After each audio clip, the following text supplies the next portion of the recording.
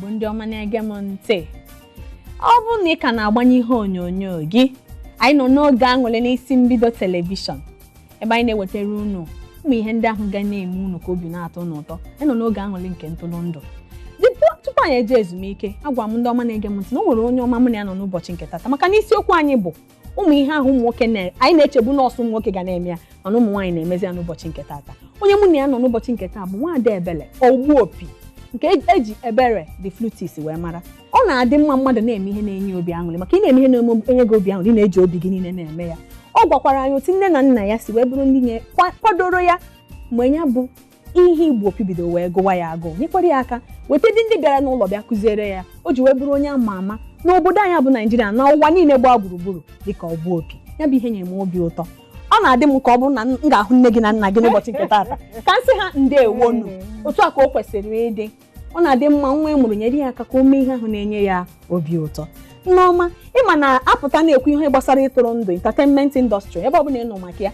Oge ụfọdụ a na-asị na ụmụ nwaanyị na-eme ha adịghị enye ha nkwado ka esi enye ndị ibe ha ụmụ nwoke na-eme ofu ihe ahụ. Achọrọ m ka itinye okwu ọnụ ka ọ dị ị na-eme ihe ahụrụ dịka ihe nwoke, gị bụ nwaanyị abịazie na-eme ya ka ọ dị. Ọ bụ eziokwu because ịma na ụmụ nwaanyị like ihe i kwuru before ebido ihe nwoke na-eme nwaanyị ga-emenwu ya karịa. Afụ nwaanyị na-eme, and the truth about it is bụ na anything anything nwaanyị tiri obi ya ọ ga-eme ya, that is mee ya ru. That's why actually that statement is really true. Eziokwu. So and ọ na-adị mma these days na ụmụ nwaanyị na-apụta na so many things like mụ nwa nkịta nụa. I'm in many places. I'm back from now jazz festival, for example. That jazz festival, I'm in Nigeria. I'm in Nigeria. Make one in Sierra Leone. Make one in South Africa. Make one in US. But I'm in Nigeria. Different instrumentalists. Yeah. Okay. So someone about the one he represents female folks na instrumentalists na here. Wow. So we're happy Africa, so I recognize the choir na so Nigeria na we kwa because one thing about this instrument buna, the instrument is complex. Okay. Obo odiaka sax, one way kind of sax na the very common. But if man this one are the hot common because this one the very complex. Okay. And what was we this one buna or in the name like orchestra. They use yes. But after fuze one you name here put an orchestra. They make choir professionally.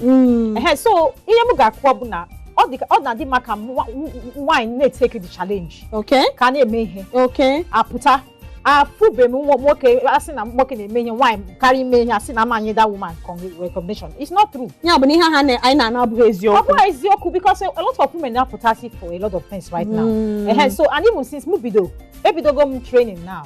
Like this year my project bụ in a training some of them he be quite interested in and a lot of ladies aputago actually mutakwa, some of them are interested in playing instruments.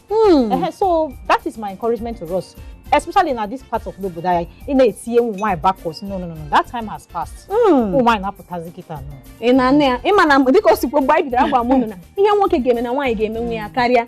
Ama m na mgbe okwu ụfọdụ ga-asị nwa dị uche adakwana nsogbu chere na tupu anyị emechi ihe anyị bịara ime n'ụbọchị nke tata nụ ga-afụ ihe mere nji kwuo ya. Eji m n'aka na onye ọma na-ege m ntị na ihe nji maka ya wee kwuo ya. Ya bụ n'oge ụfọdụ ihe anyị na-ekwu na abịa na ebe mkpori ndụ na ụmụ nwaanyị adịghị enye ha nkwado zuru oke. Unu anụgo n'ọnụ Nwaada Ebele na ọ bụrụ ka o si wee dị.